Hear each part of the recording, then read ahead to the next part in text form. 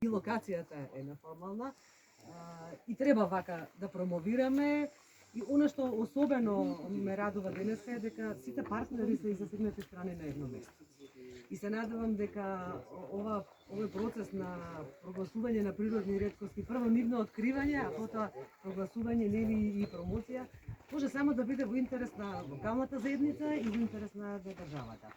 Јас навистина не би сакала премногу да зборувам. Ова што е направено овдека е навистина добро и треба да се зачува и треба да се уреди просторот и треба да стане дел од туристичката и културна и образовна мапа на државата. Значи, од најмалите за да го ценат тоа и кога ќе бидат возрастни, меѓутоа и возрастните да го ценат она што го имаме и е реткост. Не само на новија простор, реткост е на Балканот и пошироко. Треба да ги промовираме ваквите вредности, природни вредности и треба покрај оваа програма што многу ни помогна секако и државата сега и општините секако треба и во рамките на своите буџети во иднина да обезбедуваат дополнителни средства да се откриваат вакви локалитети и секако да се промовираат и одржуваат. Одржливо користење што е за мене многу битно. Не сакам да должам многу, имаме представник, имаме советник од општината и имаме представник од Природно-научниот музеј, мислам дека они се тие кои што во иднина секако ќе продолжат да управуваат со овој локалитет. Повелете. Благодарам. Ја како благодарам. Добар ден на сите. Значи, прво да се извинам во името на градоначалникот на општина Делчево, бидејќи имаше неудобни врски. Сакаше многу исто биде тука во овој состав. Но еве и ние сме представници од општината. Нема многу што да се зборува. Делчево е гордо на ова што се случува и денес и она што Љупче успеа да го открие. И Делчево продолжува заедно со помош на државните институции за да се промовира тоа не само во Македонија, него и надвор од Македонија. Сите благодарност до сите оние инволвирани страни кои што се во самиот проект и благодарност до сите кои што дадоа голем допринос за овој проект. Општината навистина треба да се гордее со ова богатство што го има овде. Но јас сега би ја замолила Билјана Гаревска, нашиот палеонтолог од Природно-научниот музеј во Скопје, да ни каже малку повеќе од научен аспект што ова значи, што го има овде во Стана. Поведи, Билјана. Благодарам. Добар ден на сите, почитувани присутни. Најнапред сакам да ве поздравам од името на вработените на Природно-научен музеј, секако од моје лично име и да ви посекам добри дојде на првиот заштитен палеонтолошки локалитет во Република Македонија. Многу страствено звучи. Прв палеонтолошки заштитен локалитет. Што е карактеристично за овој локалитет? Тука неогените седименти имаат различни фосилоносни слоеви. Односно имаме фосилоносен слој со старост на миоцен, а на тоа ни укажува пронедениот динотериум, мастодонт и хепарионите, односно коњите со три прсти. Исто така имаме и фосилоносен слој кој што е со плиоценска старост, односно последниот кат Русцинијан, кој што всушност ни укажува дека имаме и плиоценски наслаги, односно пронедениот вид Сиватериум гаревски го потврдува тоа и го потврдува присуството на видот Парабос гордиери, односно фосилно говедо. Тоа го прави локалитетот уникатен, бидејќи досега во сите истражувани локалитети во Македонија се со една старост од Туролијан, последниот кат на миоцен, 9 до 7 милиони години старост, а овдека веќе имаме разнообразие од 8 до 4 милиони години старост. Подетално за овие фосилни видови ќе прочитате од приложените табли, на кои што е доста јасно напишано за фосилите. Не би сакала многу да должам на тоа. И на крај би сакала да дадам огромна благодарност на сите кои што дадоа несебична поддршка за да се реализира овој проект, како што се Македонското еколошко друштво, Министерството за животна средина и просторно планирање, Фармахем и другите што нема да ги спомнам, нека ми простат, благодарна сум секако. Особена благодарност ќе кажам посебна е на колегата геолог Љубен Митев, да, на господјата Даниела Такева, кој што се секогаш поддршка и логистика во истражувањата на теренот. И благодарам на сите. Јас извинувам, меѓутоа за јавноста малку подобро, нели, да свати како приказна да ни кажете што представува овој локалитет, единствен ли е?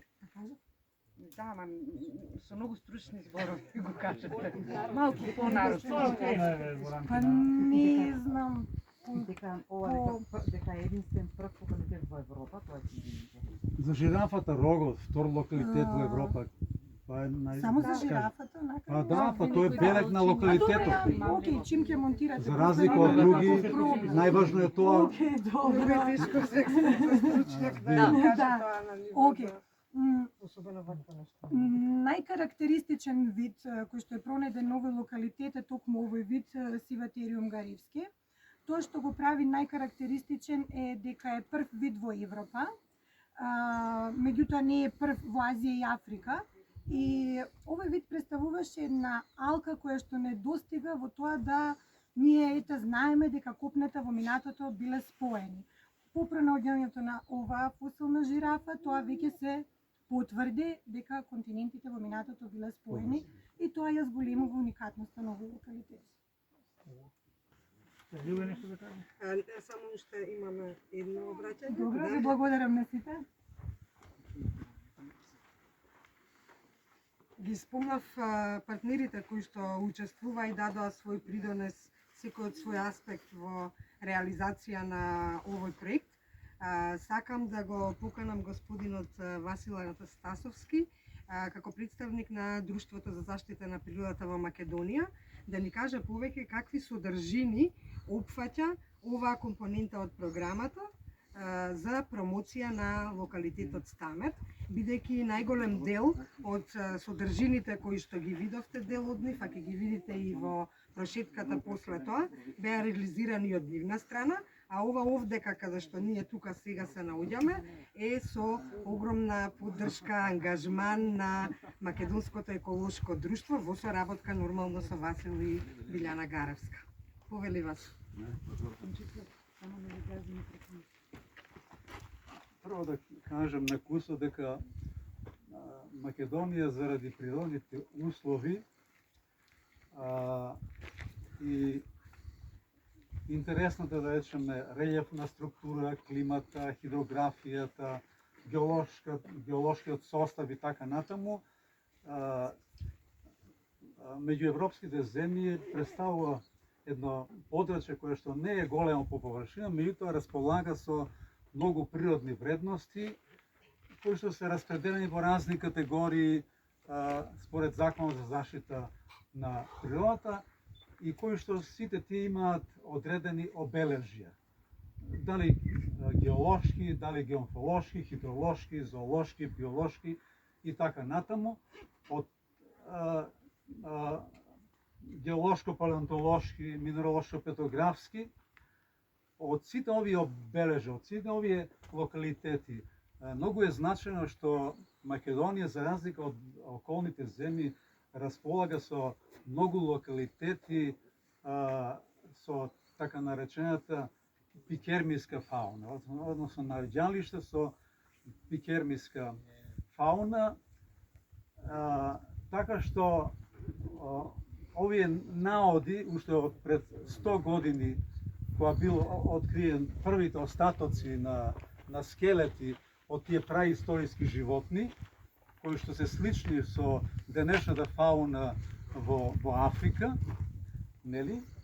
Меѓутоа, овде климатски карактеристики пред 23 до 5 милиони години биле други него што се денешните.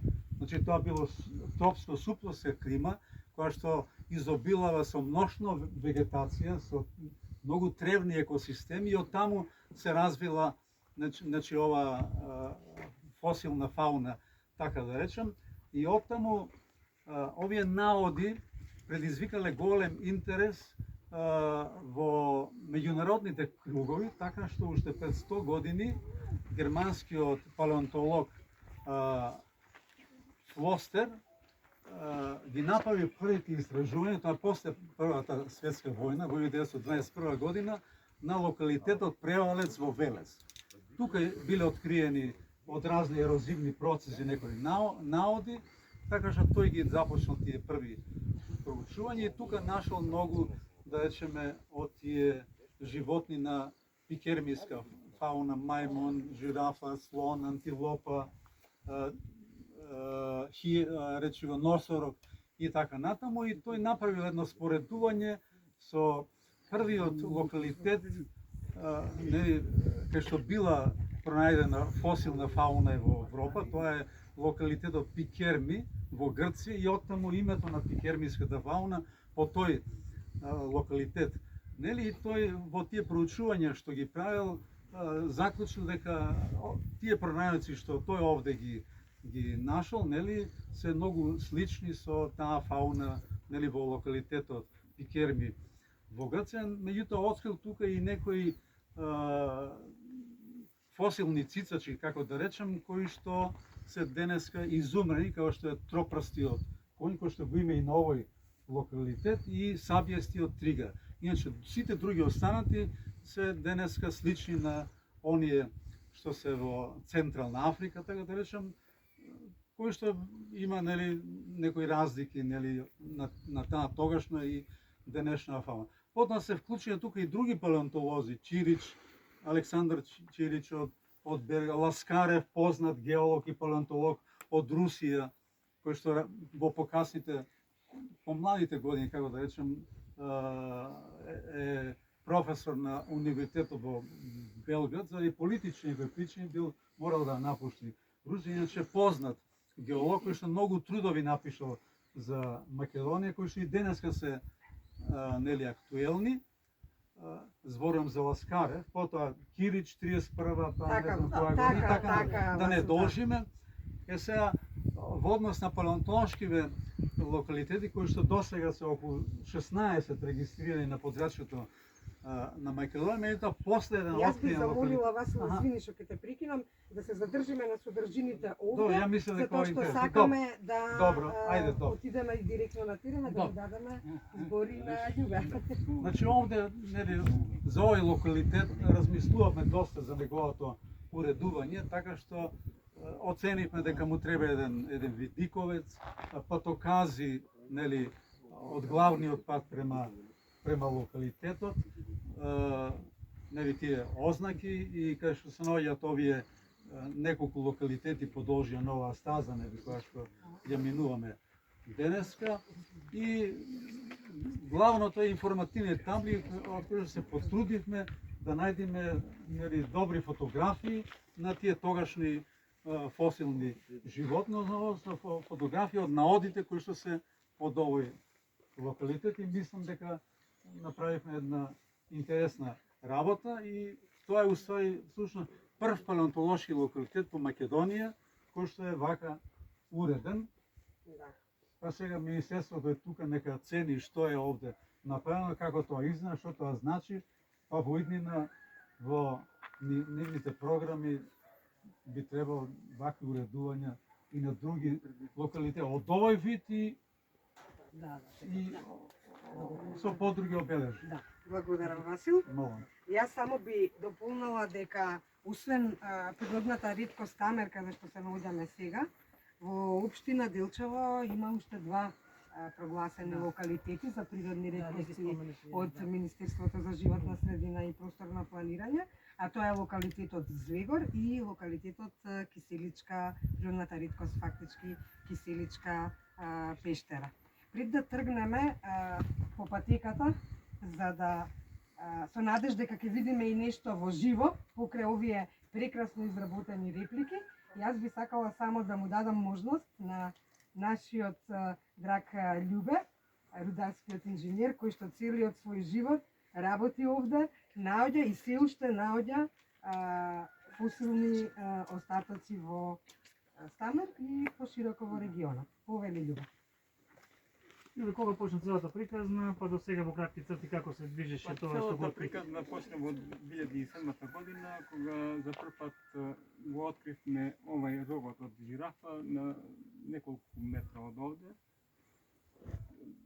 Правовремено се уклучија природно-научниот музеј и почна со истрагите. Така како тече понатаму за да се дојде до сега ова што е? Па ние на самиот терен има повеќе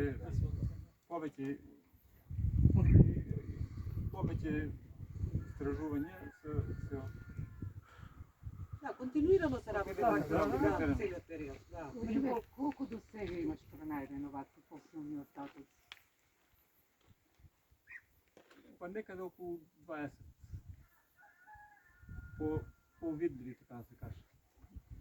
Што те предизвикуваше да истражуваш, да копаш? Па бидејќи јас имав основни познавања од палеонтологијата, професорот Христо Гаревски на Рударскиот факултет го имавме како предмет и го препознав на самиот терен дека се работи за фосил.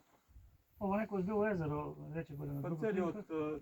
дел каде што сега се наоѓаме бил во минатото езеро, кое со текот на времето доаѓа до исушување на самиот терен и повлекување на водата. Дали година што ќе се случува, ќе продолжиш со ова истражување? Па ние секогаш кога имаме време се трудиме да работиме на терен. Да работиме на терен. И да ги промовираме. Благодаря. Благодариме на медиумите и сега ќе го замолиме Љубе да ни биде наш добар водич.